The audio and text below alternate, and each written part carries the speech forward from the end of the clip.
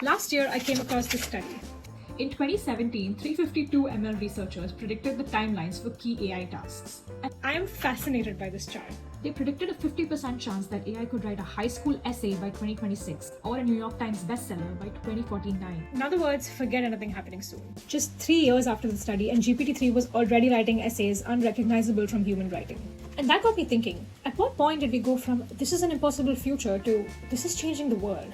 And what more are we missing? Let me explain. My name is Rajeshwari and I'm studying public health at Harvard. My focus is on science communication, which is all about how we're understanding concepts of health that's studied in labs and applying it to our lives. Here's the statistic that really gets me. More than 3 out of 5 people get their health information online.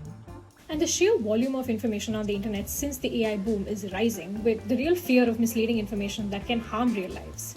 I spend a lot of time on Reels, and I've been noticing that people are trusting creator voices that feel more personal to them, who speak their language, have lived their experiences.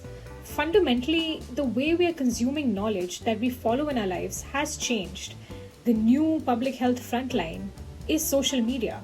But that also means that there's some real things to be concerned about. When it comes to information related to cancer, misinformation shared on social media often has more reach than actual medical facts. Social media influencers are throwing shade on sunscreen, falsely claiming these products hurt your health. While the spread of COVID may have slowed since the height of the pandemic, the spread of misinformation has not. And you might say that as science communicators, the smart advice is to make people actively seek professional advice and verified sources. I agree.